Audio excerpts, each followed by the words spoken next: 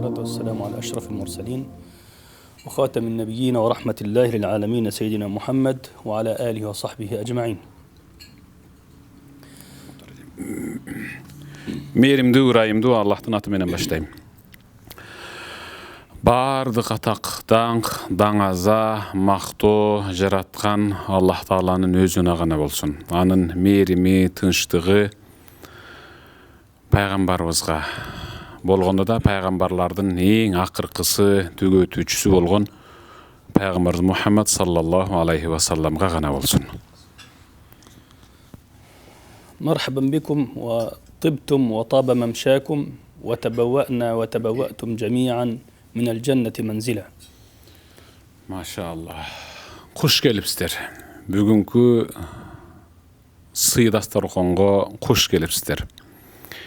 Kelgen kadamыңыздарга Allah Taala mıhtı nesilerde жазсын.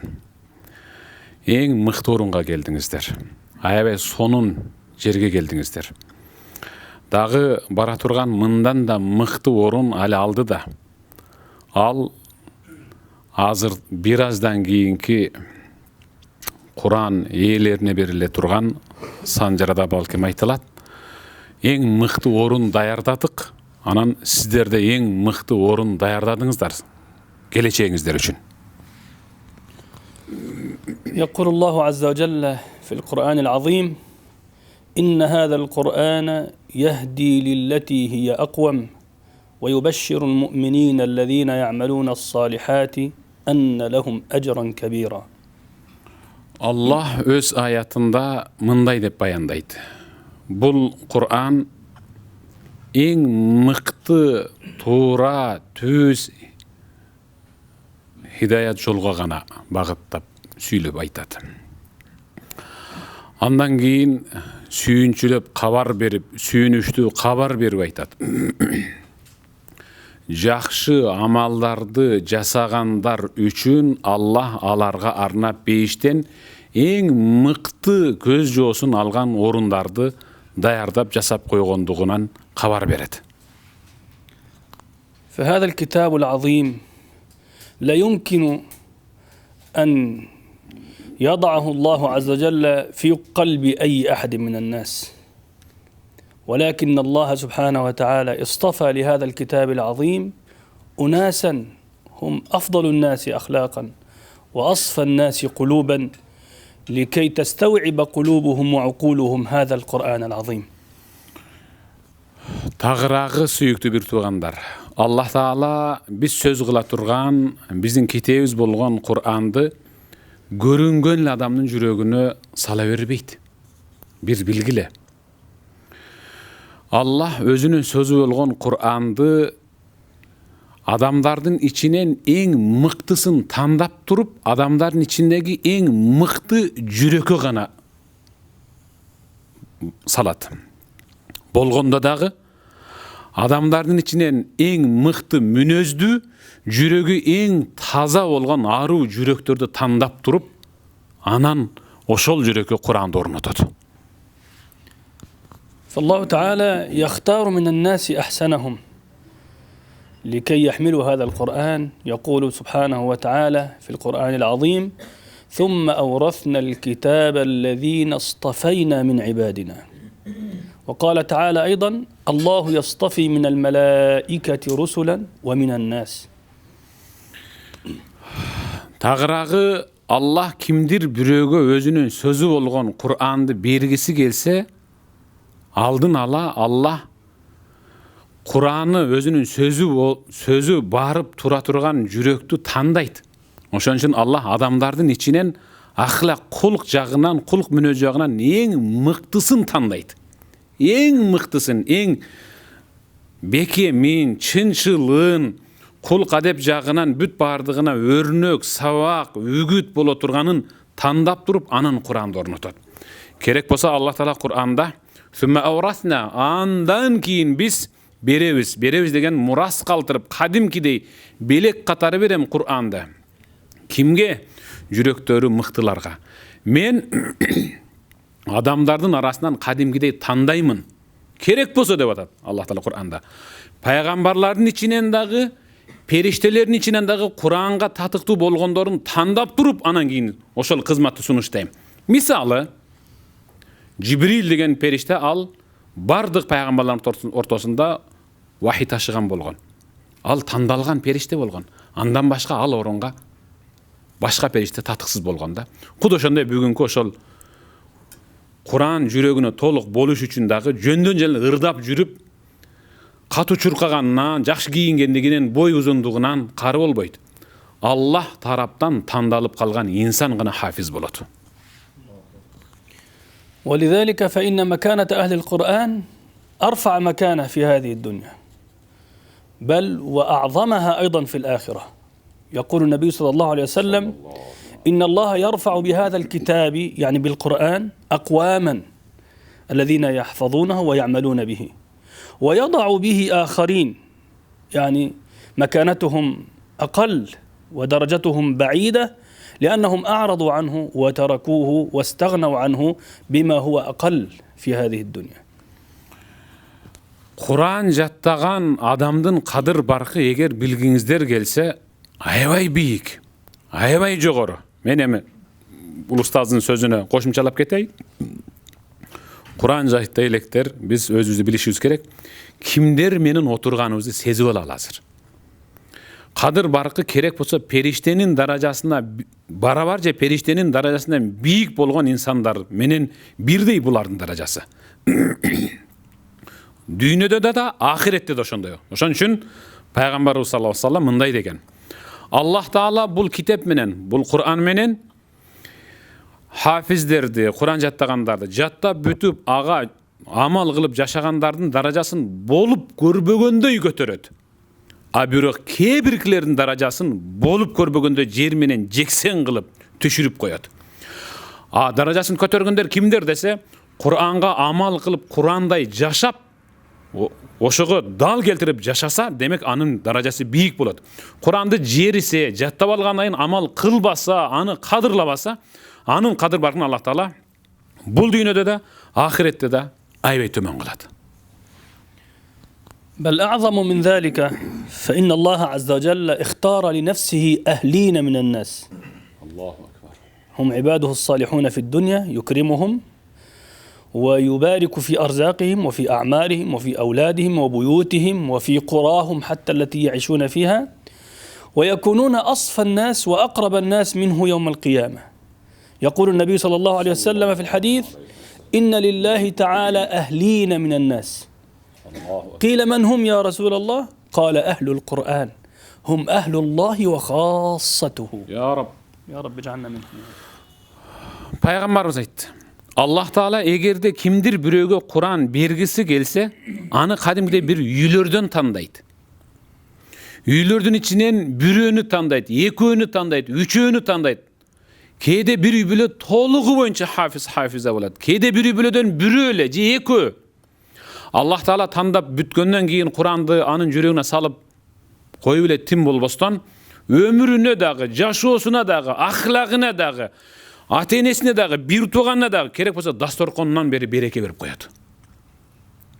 Эми элестетиң, мынау ушул алдыбыздагы тамактын ичинен каалаган бир адамдын табиити каалаганын ушу баарын жей бербейт да.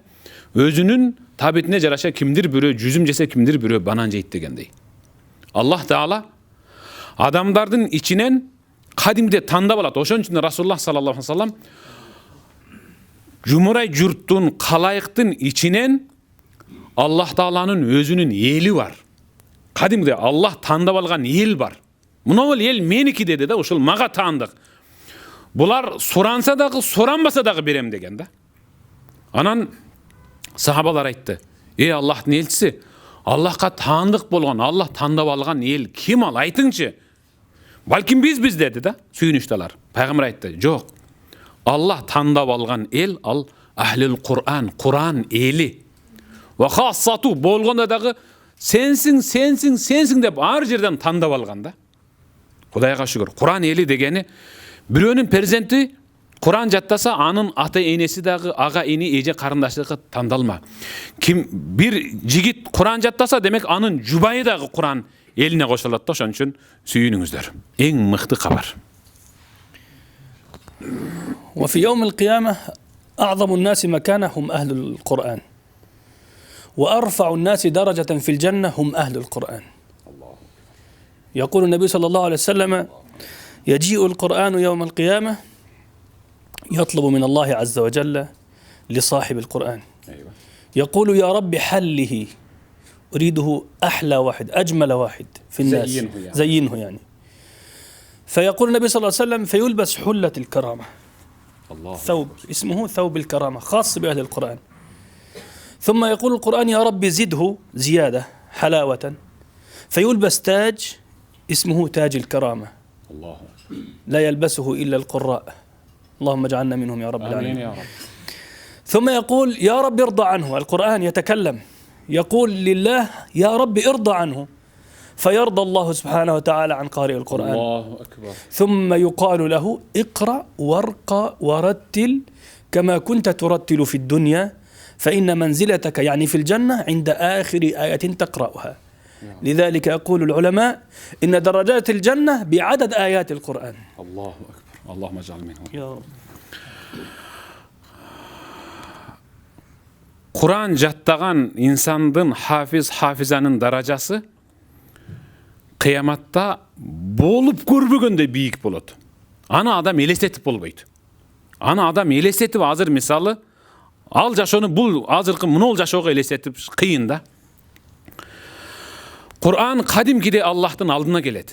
Mına hazır şu biz jatta batkan Kur'an Allah'tan aldına gelip Allah'a qayrilip: "Ey jaratkan Allah, senden bir suranıçım var. Munol meni jattap amal kılgan uşul hafizdi sululaysın" deydi. Allahu akbar. Sululaysın. Kimdir biri toyga barganda, meni hazır şu yerge jasanıp geldim şenele. Cumuşuma giygen giyim başka, namazıma bulcaka giygen sululan dedi. Sululaysın dedi. Allah Teala sululadı. En mıktı giyim giygizde. Al giyimdi Kur'an jattagandan başkalardan hiç kimisi giye albaydı. Al giyim Allah'ın buyruğu menen Kur'an jattaganga gana giygiziledi. Ana tevbul karama sıy giyim. Bizde ne deydi ana? Sarpay deydi de misalı kudagılar birbirine giygizet ko. Uşunday da misalı. Andan giyin Kur'an razı bolbastan Allah Teala: "Ya Rab zidhu dağı sululagın" deydi.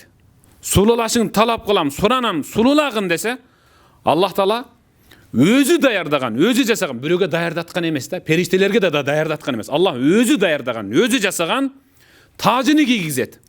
Al tacını, tacül karama, sıy, hurmat tacısı. Anı Kur'an jattaganlardan başka hiç kim giye albaydı. Andan giyin aytıp atat. Ey jaratkan Allah, emi sen uşul Kur'an jattagandan ırazı bol deydi. Karabayız bu, ırazı bol deydi. Allah anan men ırazı boldum uşudan deydi. Andan giyin aytat anan. Allah Teala emi oku. Oku, okugan sayın kötörüle ver. Birok sen özüň jaşagan amanat dünyada kanday gıngıldap mukam obonga salıp okuganыңдай oku.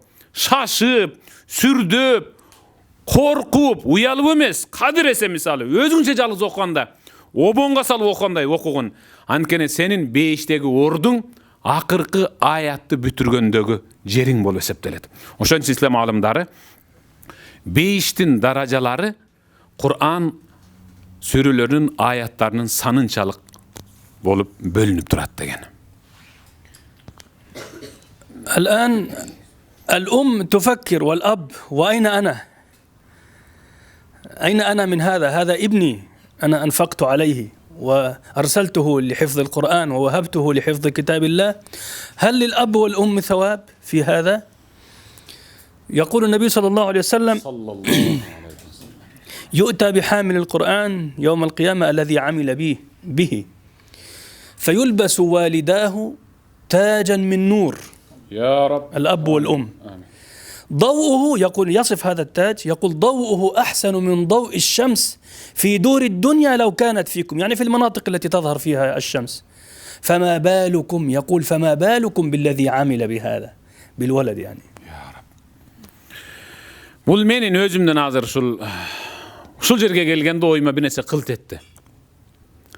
Азыр биз Куран жаттаган инсан жөнүндө сүйлөшүп атабыз. Ага бериле турган сыйлык жөнүндө сүйлөшүп атабыз. Бирок азыр Куран жаттаган баланын ата-энеси өзүнчө ойлонуп атса керек.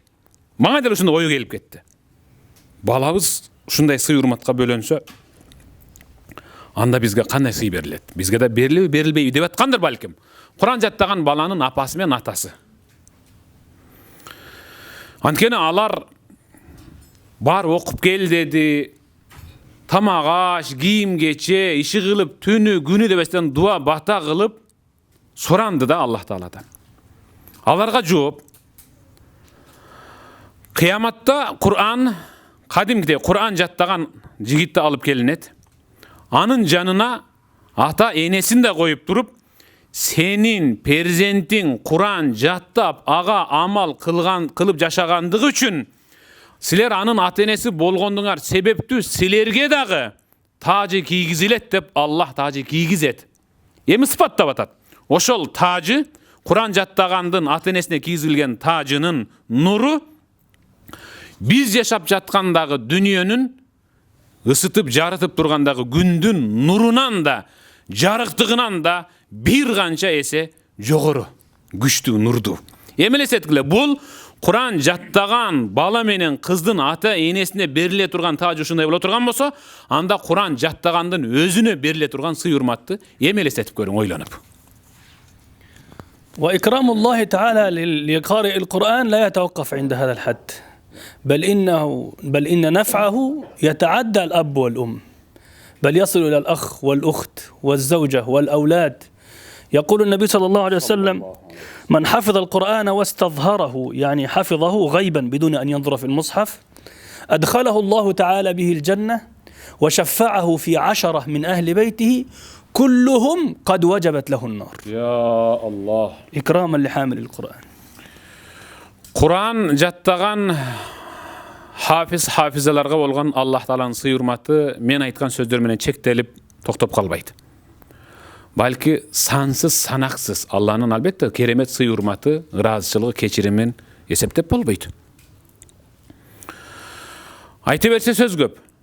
Керек болсо Кур'ан жаттап кимдир бирөө мындай көрбөй туруп жаттаса дагы, мисалы, анткени көрүп жаттаганга чамасы жетпейт да, мисалы, көрбөй туруп угуп жаттаса дагы.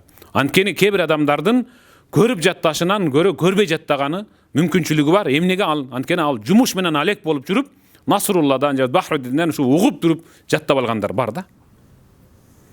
Демек, мындайларга кандай сооп берилет десе, Аллах Таала ага дагы ушундай кылып бир керемет берген. Керек болсо анын жакын тууган уругунан, эң жакын тууган уругунан ону тозоко буйрулуп калган онун Аллах Таала чыгар дагы саңа берилген сыйлыгым, чыгар дагы өзүң менен бейишке алып кирип кет дейт. Мындан өткөндө кандай сый урмат керек? Ошон үчүн Куран жаттаган хафиз болсун, хафиза болсун, ага бериле турган керемет сый анын ата-энесине дагы, агасына, инисине, эжесине, карындашына чейин ушинтип шафааты жетип турат. أخيرا أهنئ الشيخ بحر الدين والشيخ نصر الله باتصال سندهم إلى حبيبنا صلى الله عليه وسلم. صلى الله عليه وسلم. فهذا أعظم شرف أن يتصل سندنا بنبينا صلى الله عليه وسلم بأمين الوحي جبريل عليه السلام بربنا رب العزة تبارك وتعالى. نسأل الله أن يشرفنا جميعا بهذه النعمة وهذه المنة، وأن يتقبلها منا جميعا إن شاء الله، وأن ينفع به الأمة. آمين يا رب. جزاكم الله خيرا. Sözümdün ayağında adamdardın içinin en mıktısı, en sulusu, Allah Taala'ga en süyüktüsü, iki dünyada en kadir barktısı bolup bayatan beri sый urmattın üstünde süylönüp жатқан Насрулла жана Бахруддинге келип такалам. Мен буларды устаз шагирт катары кадимгидей чын жүрөгүмдөн куттуктагым келди. Куттуктаганда дагы булардын колуна, бирөөсүнүн колундагы санжырасы, экинчисинин бир аздан кийин колуна тие турган санжырасы Расулуллах саллаллаху алейхи вассаламга барып такалат. Мен ушунусу менен куттуктайм. Эгерде кимдир бирөө мактангысы келсе, Menin atamdın atası molda bolupdur. Anın atası molda bolupdur. Anın atası molda bolupdur dep süylep, anın atasından araşpay kalışı mümkün. Birok azırkı sanat, azırkı sanjıra jönde süylөгөндө, mından aşıkça bu dünyada sıymık maktoo barakçası bolboydu. Ankeni anın kadimgidey çınjırçası paygambarga barıp jetip, andan keyin ele Cibrilge tutaşıp, andan keyin Allah Taalaga barıp takalıp anan toktoydu. Mınday sanjıraga jetişүү çalkalap jatıp uktoo menen, jan baştap jatuu menen, köp jep je bolbosa sayrandap oynop жүрөөрү menen hiç kaçan jaratılbaydı. Kebirkiler munoşul kары bugün büttü dese, kaçan baştadı ele 2-3 yıl murda dep koyup ele jönde ekti ıldığı karap oğuzdaçı bile taң kalıp kaçışı mümkün. Birok bular takay üstünde daim boluşu menen kayra kaytalap emgek jasosu menen uşuntip jetti da. Men da uşul Ustaz Abdullah'a koşulup silerdi çın yüreğimden kutuktayman. Nasrullah'nın atenesi dağı. Uşul Nasrullah benim özüm şagirtim bol. Bahrüddin'in atenesin dağı, bir tuğandarın dağı, ustazların dağı, kaynenesin dağı, jubayın dağı, kayınjurtun dağı büt bardığın çın yüreğimden uşunday en mıktı insanlardan Allah'ın tandoosuna ilinip koşulup kalgandığı menen çın yüreğimden kutuktayman. Dağı bir jol uşul sanjıraňar kutlu berekeli bolsun inşallah. Allah razı olsun.